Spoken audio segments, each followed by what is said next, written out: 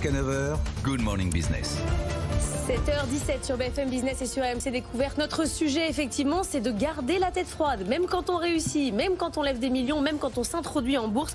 Nicolas Chartier, bonjour. Vous êtes notre invité, cofondateur d'Aramis Auto. Aramis Auto, chiffre d'affaires d'1,76 milliard d'euros l'an dernier, 90 000 véhicules vendus. Vous écrivez un livre aujourd'hui avec votre cofondateur qui s'appelle Réussir en équipe. C'est aux éditions Erol. Vous avez cherché le Graal, mais vous êtes d'abord du coup content de votre réussite, content d'avoir gardé la tête froide.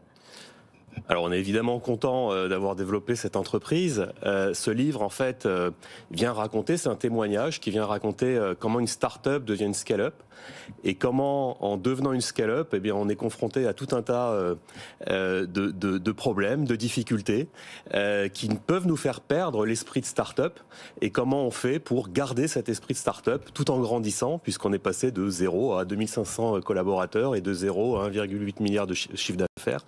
Donc forcément, comme vous l'imaginez, il y a beaucoup de défis pour passer ces étapes. Vous insistez beaucoup sur le management en fait, parce qu'effectivement, et d'ailleurs ça s'appelle réussir en équipe.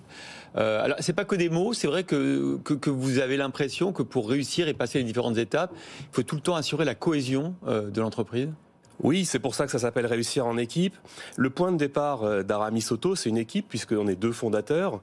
C'est une équipe qui a envie de changer la manière dont les gens achètent leurs voitures. D'occasion, en offrant des voitures, en offrant plus de garanties, en offrant les meilleurs prix garantis.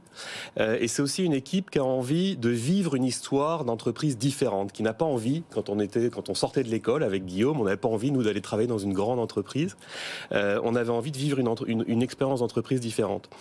Et quand l'entreprise grandit, on est confronté, on a besoin de structurer, de mettre en place des procédures, de mettre en place tout un tas de choses qui finalement rigidifient l'entreprise et font qu'on tombe dans les travers de ces entreprises dans lesquelles on ne voulait pas aller et qui ne sont plus centrées sur le client. Donc il faut en permanence se réinventer et c'est ce qu'on raconte dans l'histoire. Oui, mais est-ce que c'est pas totalement illusoire de vouloir rester en mode start-up, de connaître tout le monde, d'être toujours disponible? C'est pas possible en fait. Alors évidemment, on ne peut pas, quand on est 2500, avoir la même manière de fonctionner que quand on est 50.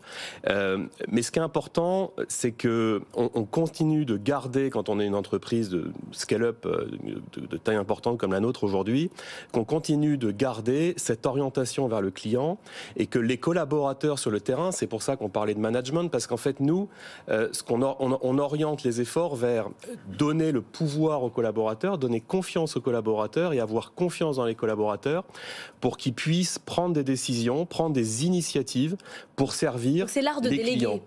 C'est l'art de déléguer, c'est surtout comment on fait quand on grossit pour continuer d'avoir de l'initiative sur le terrain au plus proche des clients, puisqu'en fait on sait que toutes ces entreprises qui sont grosses ou qui grossissent finissent par avoir beaucoup de procédures, on vit tous l'expérience. Alors comment vous faites? Vous faites comme Jeff Bezos, vous mettez la chaise rouge du client et vous lui parlez comme s'il était là? C'est quoi votre méthode?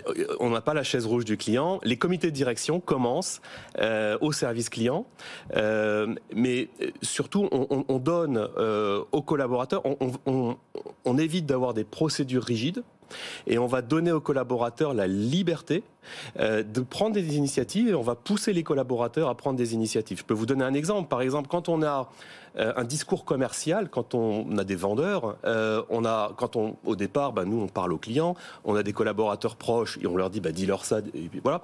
Et puis quand l'entreprise grossit, on dit quand même on va écrire ce que l'on dit puisque nous on sait ce qu'il faut dire et on va leur dire voilà, tu vas dire ça. Ce qu'on appelle un script communément. En fait, ce script c'est extrêmement rigidifiant et on se rend compte que si on donne ça à un commercial, à un conseiller commercial, il va parler comme un automate. Exactement. Ouais. Et on n'a pas un service, on n'a pas une proximité avec le client. Souvent, ça ne répond pas à la demande du client. Et puis, c'est extrêmement désengageant pour un collaborateur. Qu'est-ce que vous faites alors du coup? Et donc, ce qu'on dit, c'est au lieu de donner un script, on donne des orientations. On va leur dire, écoute, tu dois faire en sorte que le client soit content. Tu dois faire en sorte que tu répondes aux questions du client. On va pas lui dire tu dois faire ça en 3 minutes. Tu as le temps qu'il faut pour le client. Certains clients voudront 10 minutes, d'autres clients ce sera 1 minute.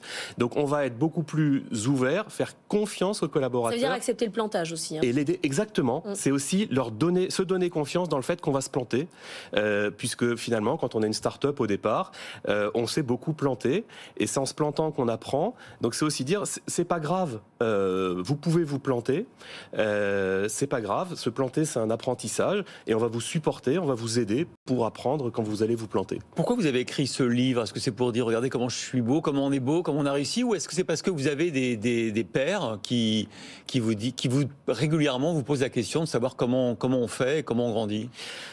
Alors il y a une histoire dans ce livre, on l'a pas écrit seul, on l'a écrit aussi avec Michael Ballet et Régis Medina, avec qui on a travaillé, qui nous ont aidés, qui nous ont accompagnés, qui continuent de nous accompagner dans cette transformation permanente. Donc c'est une discussion au départ avec eux.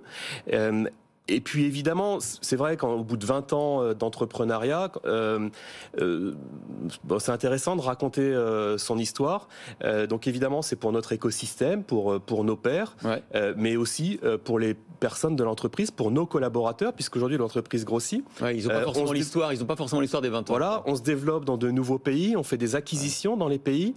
Ce livre, il a été édité au départ en anglais, et le fait de pouvoir le donner aussi à nos équipes et échanger, ça fait quelque part un manuel. On n'est pas aujourd'hui un entrepreneur qui a réussi si on n'a pas écrit son livre. C'est la base. Tout le monde écrit son livre, et si possible avec beaucoup d'échecs dedans. C'est ce qu'on voit. Écoutez, oui, c'est peut-être. C'est pas l'idée.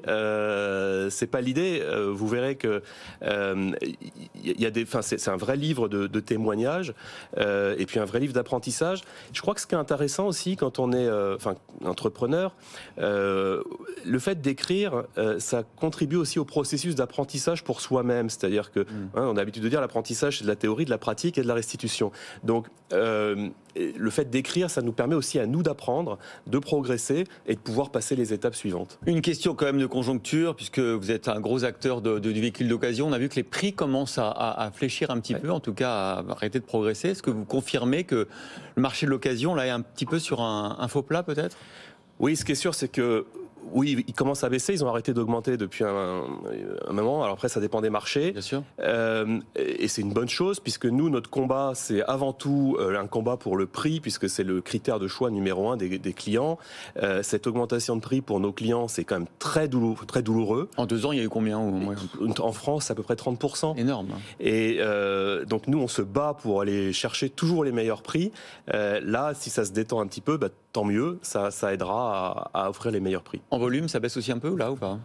Alors le marché globalement baisse. Ouais. Nous, vous avez vu que l'an dernier, sur le véhicule d'occasion, sur le groupe, on a fait 38% de croissance. Mais c'est vrai que c'est un marché qui baisse, à la fois parce qu'il manque des produits, puis à la fois parce que les prix augmentant, à un moment, les gens n'achètent plus de voitures. Merci beaucoup Nicolas Chartier, cofondateur d'Aramis Group et auteur donc de ce livre Réussir en équipe, qui sort aujourd'hui d'ailleurs.